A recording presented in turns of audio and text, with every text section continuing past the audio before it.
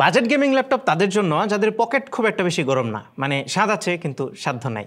আপনাদের জন্য একটা গেমিং ল্যাপটপ নিয়ে এসেছি, সেটা হচ্ছে বাজেট গেমিং ল্যাপটপ। এটা হচ্ছে ASUS TUF Gaming A15 এবং এটা হচ্ছে এই সিরিজের বেস ভেরিয়েন্ট। এটার অ্যারাউন্ড 6টা টোটাল, 6টা ভেরিয়েন্ট আছে বাংলাদেশে। আজকে আমাদের হাতে 6টা ভেরিয়েন্টের মধ্যে 4টা ভেরিয়েন্টই আছে। এই যে দেখতে পাচ্ছেন, ওরে ভাই 4টা ল্যাপটপ এত ভারীভাবে বুঝতে পারি নাই। 4টা মডেল আছে এবং এই 4টা মডেলেরই একটা ওভারভিউ আপনাদেরকে দেবো এবং প্রাইসগুলো সম্পর্কে আইডিয়া দিয়ে দেবো। আর আপনি যদি প্রাইস বাড়ান তাহলে কত প্রাইস বাড়ালে কত বেশি FPS আপনারা পাবেন, সেইগুলো আমরা টেস্ট করেছি সবগুলো ল্যাপটপই, সেটা জানাবো আপনাদেরকে। পাশাপাশি প্রাইস সম্পর্কে তো আইডিয়া দিবই। সো আমার হাতে প্রথমেই যে মডেলটা আছে এটা হচ্ছে বেস ভেরিয়েন্ট। এটা হচ্ছে অ্যারাউন্ড 98,900 টাকা দাম, মানে 99,000 টাকা। এখন অনেকেই বলতে পারে 99,000 টাকা তো অনেক, আমরা তো জানি যে বাজেট ল্যাপটপ হচ্ছে 40-50,000 টাকা বা 60,000 টাকাকে আমরা বাজেট ল্যাপটপ বলে থাকি। ওয়েল, আপনি যদি আলাদা আলাদা সেগমেন্ট করেন, মানে গেমিং সেগমেন্টে যদি যান, গেমিং ল্যাপটপের প্রাইস কিন্তু অনেক বেশি হয়। তো সেই জায়গাতে গেমিং ল্যাপটপ ক্যাটাগরিতে এটা কিন্তু একটা বাজেট ল্যাপটপ। যারা প্রাইস নিয়ে ঘাটাঘাটি করেন তারা হয়তো বা জানবেন। ওকে, আমরা প্রথমে এই সবগুলো মডেলের স্পেক আপনাদেরকে বলি, স্পেকের ডিফারেন্সটা বলি এবং প্রাইসটা জানাই দিই। এরপরে আমরা অ্যাকচুয়াল পারফরমেন্স, ডিজাইন এবং অন্যান্য জিনিসগুলোতে আসবো। ওকে, তো প্রথমেই আমি একদম বেস ভেরিয়েন্ট যেটা আছে এটার স্পেসিফিকেশনটা দিয়ে স্টার্ট করতে চাই। প্রথমে আসি প্রসেসরে। অ্যাকচুয়ালি আমার হাতে যে 4টা মডেল আছে, 4টা ভেরিয়েন্ট আছে, এই 4টার প্রত্যেকটাতে সেম প্রসেসর। শুধুমাত্র একদম হায়ার মডেল 2টা আছে, যে 2টা আমার হাতে এই মুহূর্তে নাই। সেই 2টা ছাড়া বাকি সবগুলোতে AMD Ryzen 7 7435HS প্রসেসর আছে। আর টপ যে 2টা আছে, মানে হাইয়েস্ট ভেরিয়েন্ট, সেগুলোর একটাতে Ryzen 7 6800H, আরেকটাতে হচ্ছে Ryzen 9 আছে, সেটা 8945H প্রসেসর দেওয়া হয়েছে। সো সেই 2টা নিয়ে আমরা কথা বলবো না, আমাদের হাতে যে 4টা আছে এই 4টা নিয়ে কথা বলবো। আর বেস ভেরিয়েন্টের যে জিপিউটা আছে সেটা হচ্ছে RTX 2050। অনেকে বলতে পারেন অনেক পুরনো জিপিইউ, এটা কি এখনও রিলেভেন্ট কি না। যদি বাজেট গেমিং ল্যাপটপের কথা বলেন তাহলে আমার কাছে মনে হয় এটা এখনও পর্যন্ত রিলেভেন্ট। যাই হোক, এটার পারফরমেন্স নিয়ে একটু পরে আমরা কথা বলবো। এটাতে 8GB DDR5 র্যাম আছে এবং 512GB PCIe Gen 4 SSD আছে এবং এই প্রত্যেকটা ল্যাপটপেরই র্যাম এবং SSD আপনি চাইলে আপগ্রেড করতে পারবেন। আর ডিসপ্লের কথা যদি বলি তাহলে সবগুলো ল্যাপটপে 15.6 ইঞ্চ ডিসপ্লে আছে, যেগুলো ফুল এইচডি রেজুলেশনের এবং প্রত্যেকটাতে 144 হার্জ রিফ্রেশ রেট আছে, যেটা একটা ভালো জিনিস। ওকে, এবার আপনি যদি এইটার সাথে মানে RTX 2050 যে মডেলটা আছে, যেটা 98,900, এটার সাথে যদি আর অ্যারাউন্ড 10,000 টাকা অ্যাড করেন তাহলে 1,09,500 টাকায় আপনারা এটার যে সেকেন্ড বেস ভেরিয়েন্টটা আছে, সেকেন্ড হাইয়েস্ট বেস ভেরিয়েন্ট, সেটা পেয়ে যাবেন। এটা হচ্ছে RTX 3050 গ্রাফিক্স কার্ড দিয়ে আসে এবং অন্যান্য জিনিসগুলো সেম। র্যামও এটাতে 8GB এবং এইটার যে SSD আছে সেটাও 512GB PCIe Gen 4, মানে বাকি স্পেকগুলো সেম। ডিসপ্লেতে 144 হার্জ রিফ্রেশ রেটও আছে। জাস্ট এই দুইটার ডিজাইন একই রকম, একদম সেম টু সেম। এটার পোর্টস বলেন বা এটার অন্যান্য যত লুকটুক আছে সব কিছু সেম, এখানে কোনো কিছু ডিফারেন্ট নাই। বাট এরপরে যেটা মানে থার্ড হাইয়েস্ট ভেরিয়েন্ট যেটা বা তার উপরে যেটা, এই দুইটা মডেল কিন্তু দেখতে সেম, কিন্তু এই দুইটা মডেলের স্পেকটা একটু ডিফারেন্ট। সো আমরা যদি আরেকটু উপরের দিকে যাই তাহলে অ্যারাউন্ড 1,54,000 টাকা যদি আপনি খরচ করেন তাহলে এইটার যে থার্ড হাইয়েস্ট ভেরিয়েন্ট আছে সেটা পাবেন, যেটাতে মানে 40 সিরিজের গ্রাফিক্স কার্ড চলে আসে। এটাতে হচ্ছে 4050 আছে, RTX 4050, এবং এটার র্যামও 16GB। আপনার ছেলে র্যাম এটাতেও আপগ্রেড করতে পারবেন, আগেগুলোতেও তো আপগ্রেড করতে পারবেনই। বাট এটার স্টোরেজ এখনও পর্যন্ত 512GB আছে, PCIe Gen 4 SSD, এবং এটাতেও 144 হার্স FHD যে ডিসপ্লে আছে সেটা 15.6 ইঞ্চ। সো এই দুইটা মডেল কিন্তু দেখতে একই রকম, এগুলোর পোর্টস বলেন বা লুক বলেন সব কিছুই সেম।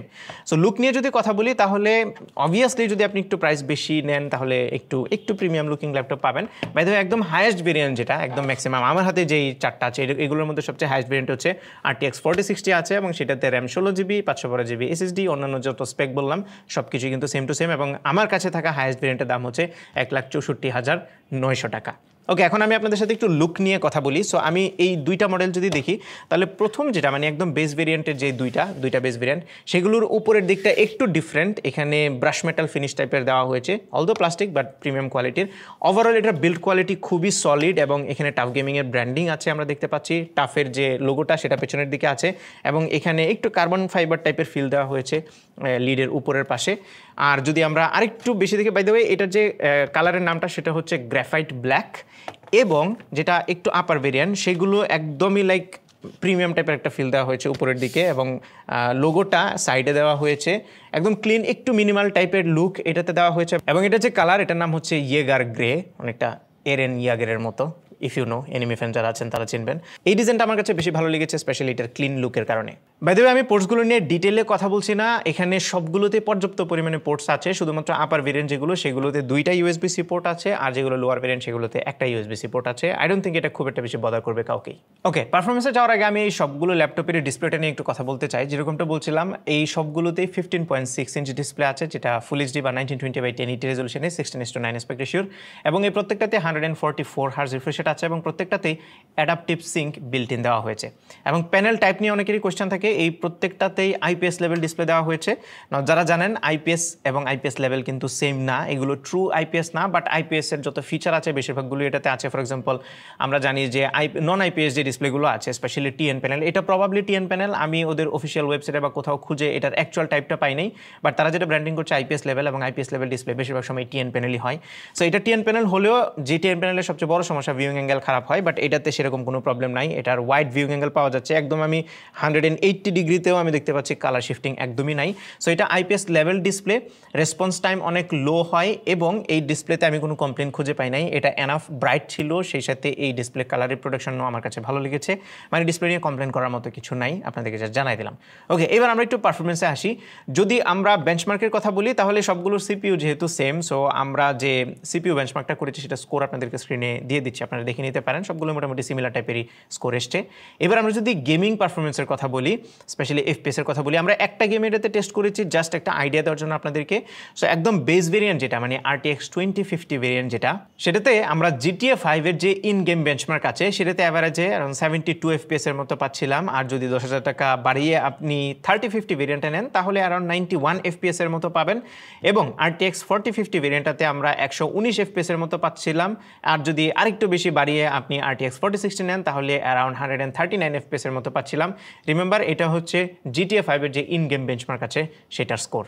সো আই হোপ একটা আইডিয়া আপনারা পেয়েছেন যে দাম যদি বাড়ান তাহলে কেমন FPS গেইন আপনারা করবেন, মানে আপনার টাকার তুলনায় FPS গেইন কতটুকু হয়। আমার মনে হয় FPS গেইনটা যখন অনেক বেশি টাকা আপনি দিয়ে দেন, একটা ডিমিনিশিং রিটার্ন তো অবশ্যই আসে। সো আমি যদি একটা অপটিমাম একটা FPS এর কথা বলি, তাহলে আমার মনে হয় 3050 ভেরিয়েন্টটাতেই আমি প্রাইস টু FPS যে রেশিওটা আছে সেটা বেস্ট পেয়েছি, মানে অপটিমাম পেয়েছি। সো বাকি ডিসিশন আপনার, আপনি যদি আরেকটু বেশি FPS চান তাহলে অবভিয়াসলি আরও প্রাইস বাড়িয়ে আপনি আপার ভেরিয়েন্টগুলো নিতে পারেন। কুলিং পারফরমেন্সের কথা যদি বলি, তাহলে প্রত্যেকটা ল্যাপটপই ভালো পারফর্ম করছিল, কোনোটাই ওভারহিট হচ্ছিল না, বা আমরা থ্রটলও খেয়াল করে নাই, যদিও আমরা খুব বেশি সময় গেম খেলি নাই, বাট অ্যারাউন্ড আধা ঘন্টা 1 ঘন্টার মতো গেম খেলেও আমরা থ্রটল করতে পারি নাই কোনোটাতেই। এবং একদম আপার ভেরিয়েন্ট যেটা 4060 ভেরিয়েন্ট, সেটা দেখছিলাম যে গরম হচ্ছিল বাট ঠান্ডাও হয়ে যাচ্ছিল, এবং এই সবগুলোর যে ফ্যান সেটা খুব ক্রেজি ফাস্ট ঘুরে এবং ভালো নয়েজও করে, পুরো হেলিকপ্টারের মতো নয়েজ করে, এবং গেমিং ল্যাপটপে এটা স্বাভাবিক যে ফ্যানগুলো একটু বেশি নয়েজ করবে। সো কুলিং পারফরমেন্স নিয়ে কোনো প্রবলেম নাই। তবে এই সবগুলো ল্যাপটপেরই একটা জিনিস আমার কাছে ভালো লাগে না, সেটা হচ্ছে এগুলোর বিল্ট ইন স্পিকারের কোয়ালিটি খুবই খারাপ ছিল, এবং আমার মনে হয় এটা আরেকটু বেটার করা যেত। খুব একটা লাউড ছিল না সাউন্ডটা, এবং সাউন্ড কোয়ালিটিও আমার কাছে অত আহামরি লাগে নাই। গেমিং ল্যাপটপে যদিও মানুষ স্পিকার খুব একটা বেশি প্রেফার করে না, বেশিরভাগ মানুষ হেডফোনই ইউজ করে, তারপরেও এখনকার সময় আসলে আরেকটু বেটার স্পিকার আমি এক্সপেক্ট করেছিলাম এই সবগুলো ল্যাপটপ থেকেই। অলদো আমার হাতে থাকা 2টা হায়ার ভেরিয়েন্টে আমরা ডলবি অ্যাটমস এবং হাই রেজ অডিও সার্টিফিকেশন দেখেছি, বাট সেগুলো রিয়েল লাইফ ইমপ্লিমেন্টেশনে, মানে রিয়েল লাইফে খুব একটা বেশি ইউজফুল আমার কাছে মনে হয় নাই।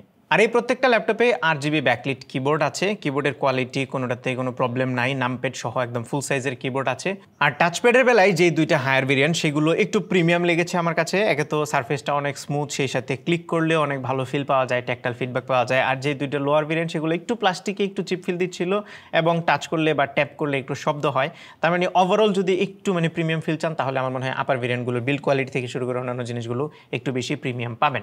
ব্যাটারির বেলায় আপার ভেরিয়েন্টগুলোতে 90 ওয়াট আওয়ার ব্যাটারি দেওয়া হয়েছে, এবং আপার ভেরিয়েন্টগুলোতে 100 ওয়াটের ফাস্ট চার্জিং পাবেন USB-C দিয়ে। আর যে 2টা বেস ভেরিয়েন্ট আছে সেগুলোতে 48 ওয়াট আওয়ার ব্যাটারি দেওয়া হয়েছে, এবং এই 2টাতে কিন্তু 150 ওয়াটের চার্জার আছে বক্সের ভিতরে, এবং যেটা ম্যাক্সিমাম ভেরিয়েন্ট আপার ভেরিয়েন্ট সেটাতে 240 ওয়াটের চার্জার বক্সের ভিতরে দেওয়া আছে। আর কানেক্টিভিটির বেলায় এই সবগুলো ল্যাপটপেই Wi-Fi 6 আছে এবং ব্লুটুথ 5.3 দেওয়া হয়েছে। আর সফটওয়্যারের বেলায় এই প্রত্যেকটাতেই উইন্ডোজ 11 এর হোম এডিশন আসে। ওকে, সো ওভারঅল যদি ফাইনালি কন্ট্রোল করি তাহলে এই 4টা ল্যাপটপের মধ্যে বিল্ড কোয়ালিটি এবং লুকের বেলায় আমার হাইয়ার যে 2টা ভেরিয়েন্ট আছে সেগুলো পছন্দ হয়েছে। অবভিয়াসলি সেগুলোতে পারফরমেন্সও ভালো, বাট প্রাইস টু পারফরমেন্স রেশিওর মতে যদি আমি অপটিমাম বলি, যেটা একটু আগেও বললাম, সেটা হচ্ছে 3050 যে ল্যাপটপটা আছে সেটা আমার কাছে বেস্ট মনে হয়েছে। আমার মনে হয় 3050তে যদি আরও 8GB র্যাম লাগিয়ে নেওয়া হয় তাহলে এখানে ওভারঅল পারফরমেন্সটা আরেকটু বেটার পাওয়া যাবে। ইভেন প্রোডাক্টিভিটির জন্য যদি ইউজ করতে চান তাহলে আরও 8GB র্যাম এখানে লাগিয়ে নিলে আমার মনে হয় অপটিমাম একটা মানে বেস্ট সলিউশন একটা পাওয়া যাবে আর কি। তারপরেও বাকি ডিসিশন আপনার বাজেট অনুযায়ী এখান থেকে চুজ করে নিতে পারেন। আমরা যে 4টা ল্যাপটপ ছিল 4টারই একটা ওভারভিউ দিয়ে দিলাম এবং প্রাইস সম্পর্কে আপনাদেরকে আইডিয়া দিয়ে দিলাম। এই ছিল আমাদের আজকের ভিডিও। আশা করি ভিডিওটা আপনাদের ভালো লেগেছে। যদি ভালো লেগে থাকে তাহলে ভিডিওতে একটা লাইক দিবেন, কমেন্ট করে জানান কেমন লাগলো। আপনার ফ্রেন্ডদের সাথে শেয়ার করতে একদমই ভুলবেন না। না, আমাদের পেজে ফলো এবং চ্যানেলে সাবস্ক্রাইব দ্য মাস্ট। দেখো আমি পরবর্তী ভিডিওতে। Till then take care. আসসালামু আলাইকুম।